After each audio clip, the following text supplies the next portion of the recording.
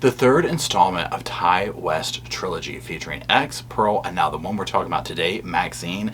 Y'all, it's in the theaters. You're not going to want to miss this one. Mia Goth is amazing, so let's talk about it and some of the highlights of it. Welcome back to the channel, everybody. It's a Slice, a Spice, a Dice movie reviews. Y'all, I haven't been on this channel in a minute. I apologize, but probably a lot of you follow me on my true crime channel, so we've been hanging out over there. But I am going to start coming back over here and doing reviews, and honestly, this movie was so good, it inspired me to be like, let's turn the camera on, let's talk about it. So this is going to be basically like a non-spoiler alert, but it will go over some basic plot points, but nothing that's going to be like, you know, ruining the movie or anything like that for you. So if you want to know absolutely nothing about the movie, well, go on, stop watching, good Lord almighty.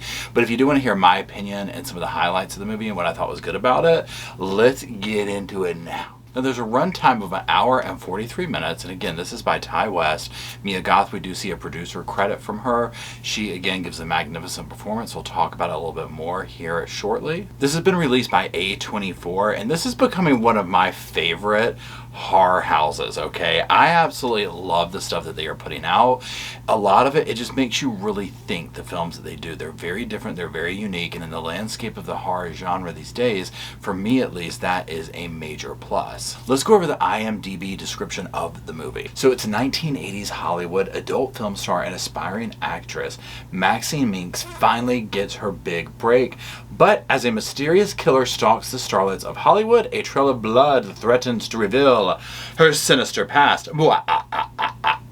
Now, there are some notable faces in this movie. Let's take a look at a couple of them. Now, of course, like I said earlier, we have Mia Goth up here. We've got Brad Swanek, Moses Sumney, Halsey, Marcus Lavoie, and Kevin Bacon. That's one of the things that was interesting to see, in how many of these familiar faces were on the screen. And we'll talk about their performances here just in a second. And before we do that, though, let's talk for a minute about the general plot of the movie. Again, there's going to be some spoiler alerts in this, but not like key points. So like the little description says, this is set back in the 80s. And essentially what we're doing is we're seeing Mia / Maxxine leaving part 1, X. Remember, X was the first one that came out, Pearl's like a prequel, and then here we are with Maxxine. Okay, so we're essentially just like starting from there. So she's fled the scene, this is her past, she obviously doesn't want anyone to know about it, and she's trying to make it as a star in Hollywood, okay. So we're seeing that struggle. And what I like about, one of the things I like about the film is there's several backdrop stories going to it, one of which is about a very famous serial killer that was stalking that area during that time, and so that's kind of going, but obviously they have created their own subplot along with the movie. So that part, for the true crime people that are watching me, you're going to find interesting and pretty cool. So we just see her struggle, and this becomes more of like it's a slasher, but it's a whodunit, it's a how did it happen, it's all those kind of things combined, which I felt like they really summed up and nailed very well in this film. Okay, I don't want to go too much more into the plot of it for those that are kind of wanting it to be a surprise, but those are the nuts and bolts of the film, okay? So let's talk about the aesthetic. So again, the aesthetic is like 1980s, Hollywood, skeezy, that kind of thing. And literally they have nailed this, okay? One thing I love about the franchise that Ty West does is he really hits these aesthetics, and he does not miss the mark in this one either. He really captures that time with hair, with makeup, with wardrobe, with the grittiness, with the look of the film, with the score, everything. So if you're like me, like I was kind of, well, I wasn't a teenager in the 80s, but I was, you know, I was born in 77. So the 80s are very much reminiscence and nostalgia for me. So if you're like me, you're going to probably really enjoy that dynamic of it. It definitely gave, like if you go back and look at 80s horror films, like ones that were authentically made back then, it's literally like, okay, this guy was giving that and then some. Mia Goth, I mean, y'all, come on, give her every award possible, right? Okay? Like I love her. I am so glad that when I say met her, you know what I'm saying, on the big screen through this franchise. I hadn't seen her before that I know of. She was amazing in X, she was amazing in Pearl, and she's amazing in this as well. You can count on the fact that she is going to give a stellar performance, and she nails this character amazingly. Now, other performances in the the show, the movie, whatever, they are wonderful too. Kevin Bacon is great. Halsey is great. Some of the roles seem a little bit kind of walk on cardboard-ish, but there's still something else going on with them. However, Mia carries the movie 100%, right? Like, I mean, and I'm not trying to like downplay any other person in the movie, but she's that good in it. You're almost like coming to see her, right? And she does not disappoint. Okay, the gore. Let's talk about the gore. Okay, for those who are looking for, I'm trying to find a comparison. Well, even X. Like, if you're looking for the level of gore in X, you're not going to find it, okay? There are enough scenes in this. There's a couple of like 2 or 3 scenes I'm thinking of 2 right now, and I won't tell you what they are, but I'm grabbing it.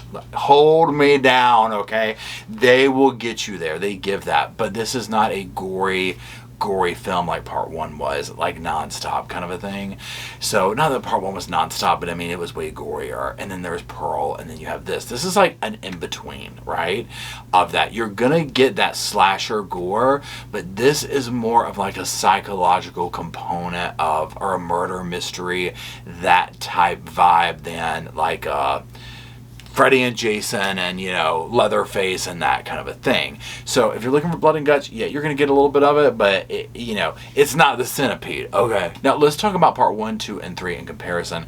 I try to think before I film this, what is my favorite part? Honestly, I can't really say, because here's the thing. Part 1, they're so different to me.